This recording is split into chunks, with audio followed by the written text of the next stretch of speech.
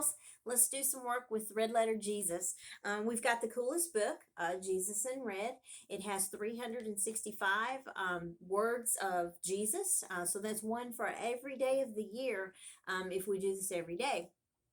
So for today, October 18th, it had a really neat word, so I wanted to share this one with you. It said, "Now you Pharisees make the outside of the cup and platter clean, but your inward part is full of greed and wickedness.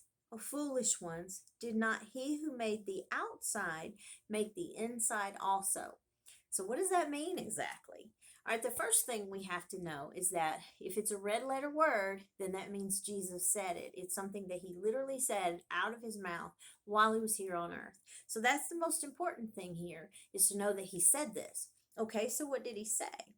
So he's talking to somebody here, a group of people. He's talking to the Pharisees. So who are the Pharisees? In the Bible, at times the Pharisees were the religious leaders of the day. Um, they were very pious, very arrogant, very stoic men, and they followed the letter of the law.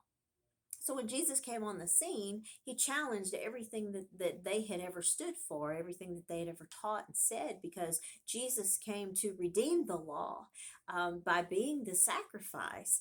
And the Pharisees didn't like that at all. They hated Jesus for that. And they thought that he was a liar and a maniac. They thought he was a devil. And so Jesus is speaking to them here, and he says, "Now you Pharisees." And so, what he says next is going to be something that he's saying directly to them about them.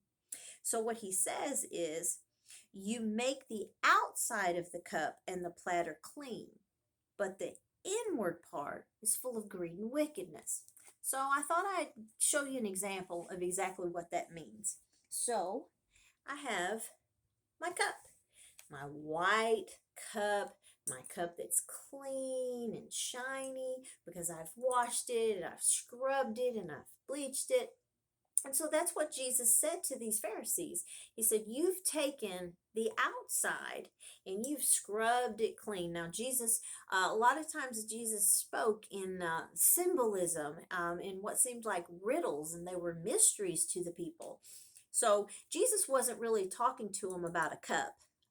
He was telling them, "You have washed the outside of you.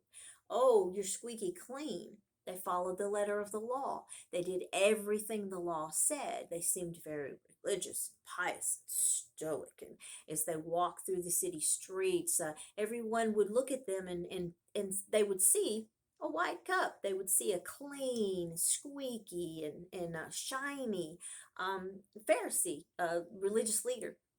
And so Jesus says, "Oh, you've taken the time and you've cleaned the outside of you. You look right.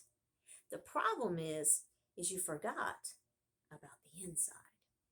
And so Jesus tells them then everything in you is greed and wickedness and dirty and nasty and stinky, and you're very pious, you're very arrogant. He says the inside of you hasn't been washed, though the outside looks very clean. The inside looks very dirty. And that can be a lot like us sometimes. You know, we can look very polished and we can look like we're living right. We can say we're living right. We can make people believe we're doing what we should do. But maybe on the inside, we've got the dirt and the muck and the mire and the sin, the sinful thoughts, the sinful actions, lying, cheating, stealing, those kind of things, disobedient to parents. Maybe it's pornography, maybe it's drinking, drugs, alcohol, maybe it's sex, masturbation, it may be perversion. All of those things make the inside dirty.